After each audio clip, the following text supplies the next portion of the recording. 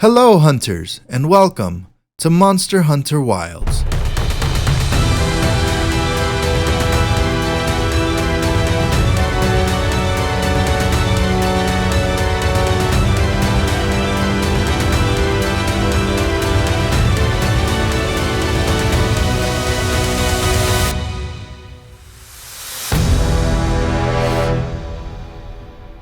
My name is not important. What is important is the fact that I have collected countless amounts of data on the very monsters you will soon be facing, or have already slain. I am not one to waste time, so sit back, pet your palicos, and enjoy.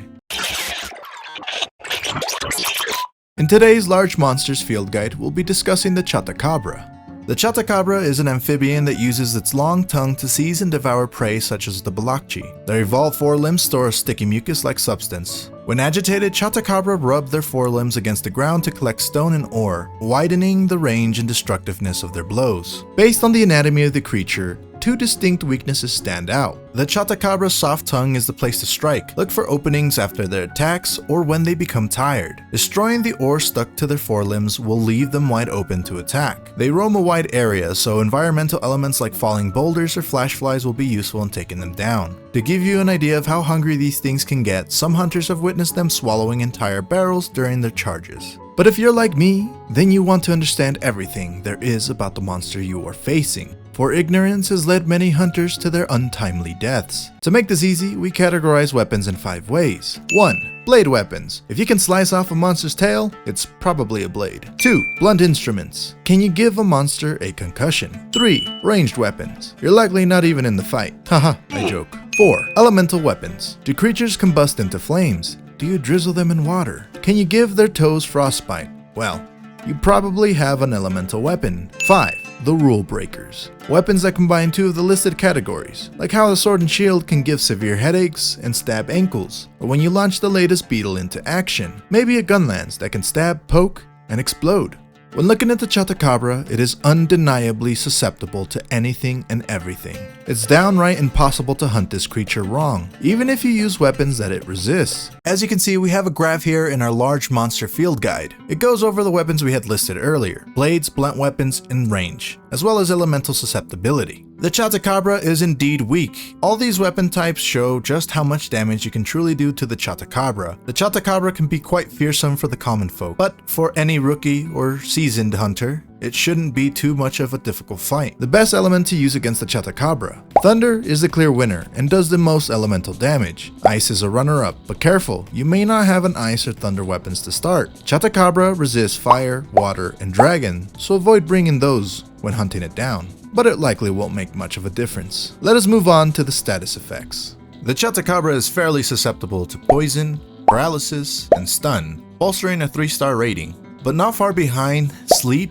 blast blight, and exhaust are also on the list. Some of the more effective items that you could use against the Chatacabra are the flash pods, shock traps, and pitfall traps. The one that you don't want to use is a sonic bomb, because, well, they won't do anything, so don't do it. On to the goodies. We don't just hunt these monsters to preserve nature. I'll be honest with you, I'm the first one to say I love getting their loot. And luckily for us, our Monster Hunter guide shows us just that. The Chatacabra shell. Plating that covers a Chatacabra's forelimbs. A lifetime of licking has left it both smooth and sturdy. When looking at the availability and probability, you can see that if you break the forelegs of the Chatacabra, you actually have a 100% chance of getting Chatacabra shells. So if you really need those, that will be your main focus when hunting this monster. The target rewards and carving, well, that's more up to chance, with 15%. The Chatacabra scale, a jagged scale from a Chatacabra's hide, especially tough and well suited for use in crafting armor. When you destroy a wound, you have a 50% chance. Target rewards gives you a 27% chance, and carving has a 35% chance. Chatacabra hide,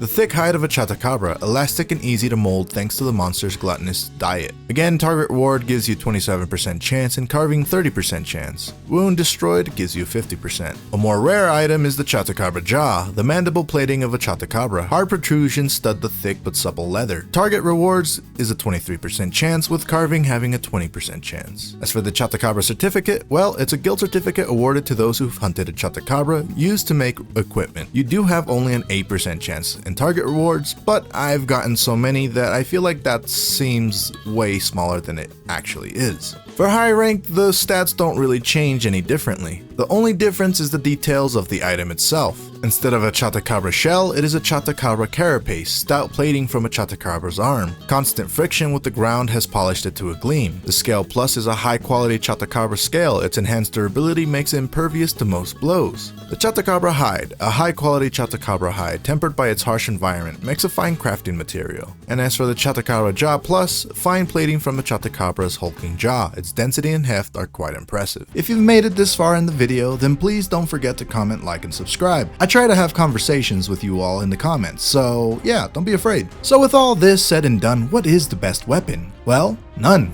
Seriously, the Chatacabra is the monster I would recommend to hunt with all the weapons in order to find which one you like the most. It's an easy fight, it's not too complicated, and you get materials while doing it. Now personally, I found the hammer to be the most smoothest weapon to use against the Chatacabra. The reason being is it's an easy knockout, it has a large head, and it has big ass arms that you can continuously break over and over. It was just simple. Now, I used every single weapon, so I know that all the weapons can hunt a monster. There's no doubt about that. Just use what you find fun, and if you want to switch and adapt to the monster, then learn its movement, learn all its patterns, and switch to the weapons accordingly. This wouldn't be a Johnny Shrimp video if I didn't say this. Kill a monster, survive and don't triple cart, and you're on your way to becoming a true monster hunter. That's it on our first episode that covers the Chatacabra. On the next episode, we'll be covering the Chematrice. Until next time, Johnny Shrimp is out. I hear you want to be the best hunter possible. If that's true, then perhaps my notes may help. Alma, get the f out of the camera. Alma, why are you being like this? What the f? Goddamn Balachi. Ah, the Balachi.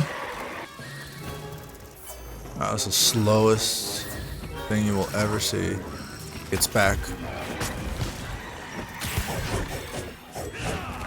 Bruh. Gotcha. Okay.